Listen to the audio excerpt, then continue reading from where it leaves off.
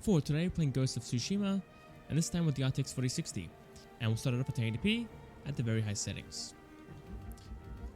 And here we go with that. There we go. Alright guys, here we go. Loading right in. And yeah, so far sitting in the mid to high 60s and the low 70s. That's it. That is it. You're done.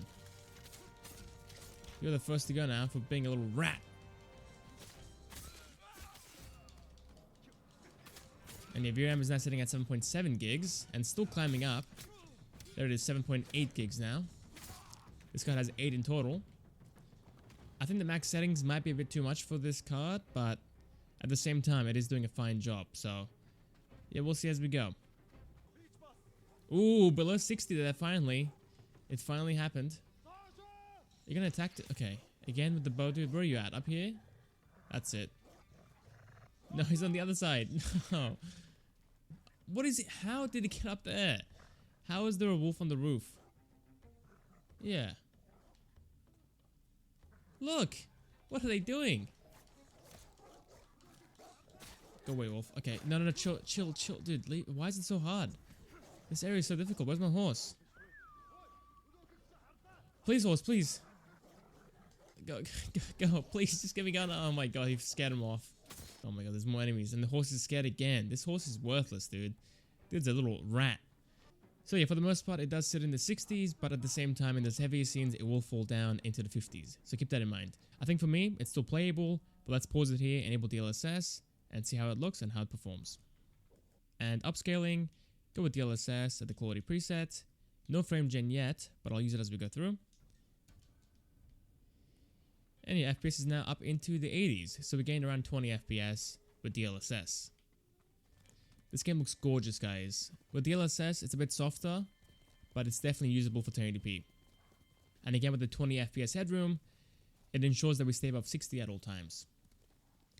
Right here, we fall down to the 70s, and the high 60s even. Wow. That is insane. So even with DLSS, we do get close to that 60 FPS mark. Again, it's still playable, of course. You don't have to go use Frame Gen if you don't want to. And of course, you have the option of playing at a lower preset like medium or high. Okay, Frame Gen active. Now sitting in the 130s. And down here, into the low 110s and the 100s. So around a 30 to 40 FPS increase, but in other areas, it will be far, far more. So our lowest point was around 107 FPS. And our max was like 160, 150. It's obviously plenty for a single player game. It looks smooth. Can't really feel any input lag on the controller. And on the mouse, it feels very smooth again. And I can't really feel any input lag at all. So yeah, all around it's pretty good. Let's back out and play at 1440p at the max settings and try again. 1440p, no DLSS at the max settings. This is definitely pushing this card to its limits. But let's see how we go.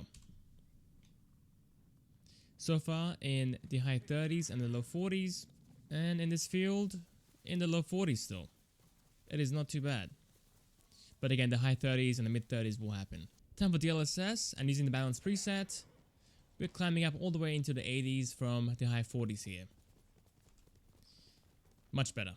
For the graphics, it isn't as sharp as native, a bit softer of course, but looks fantastic still, and way above 1080p. And so far for the stutters, we've had like a couple, but it's been pretty minor. I think for the most part, it's been very smooth. Right down here, into the low 60s, so falling to the 50s is a possibility at this point. Frame Gen active, and now we're up into the 90s and the 100s. Let's see how the mouse feels, but so far on the controller, it feels fine. It's very smooth, can't really feel any input lag. Feels great. And now playing on a mouse and keyboard, yep, it feels fine. It's very fluid, it's very responsive, and weirdly, it does feel like 90 FPS to me. It is super responsive. It's getting dark out. I can't really see anyone. Ooh, a camp. This is new. It's like an outpost. Huh, interesting. I'll leave you guys to it. I'm gonna go find some enemies. Up, another bear. Throwing this guy around. Oh, buddy, you're done for. You are done for. He's so heavy, so quick. No, chill. Yo! Chill! Alright, I think it's time for 4K, guys. Let's back out. try 4K out. I'm gonna play at the high settings probably because I think the max settings is gonna be too much. All right, 4K, no DLSS, and at the high settings. Okay, surprisingly, 30 FPS at 4K. That is, it's not bad. It's gonna fall below 30 obviously in those heavier scenes, but it's a nice start. I think with DLSS and Frame Gen, we can easily get above 60 FPS. And if you're using a 30 series card, like a 3060 or a TI version, then you can use DLSS 2, as well as Frame Gen with FSR 3. So it's a combo of upscaling, and they both should work just fine. So yeah, you want to have DLSS for your normal upscaling, and the Frame Gen use FSR 3. Cool, let's pause it here guys, enable DLSS with no Frame Gen, see if 60 FPS is doable at all. And for DLSS, I'm using the performance preset, and right now we're sitting in the 70s and the 80s. So yeah, 60 FPS is doable with normal DLSS. That is nice to see.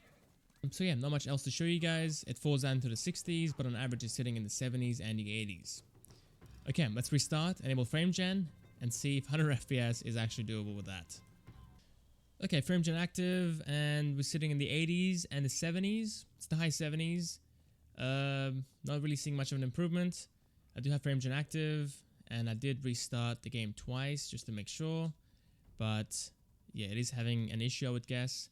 I'm going to go ahead and pause it here and try again with FSR 3 as well and see if that makes a difference. And again, disabling it in the 70s still. So yeah, I'll show you again. This is no Frame Gen. It's off, and we are still in the 70s. Alright, I'm going to restart the game, use FSR 3 Frame Gen, and see how it goes there. Alright, FSR 3 Frame Gen, and it's doing much better. In the same area, we're sitting in the 90s and almost the 100s. And for the graphics, it looks pretty good. It's near identical or the same as before pretty much. I can't see any weird graphical issues. And the mouse movement feels pretty good. Can't really feel any input lag. So yeah, it's best to try them both out, see what you like more, and which one works best for you. So yeah, that's pretty much it guys. Thanks for watching. Hope you guys enjoyed. I'll see you guys next time. Next video. See you guys there.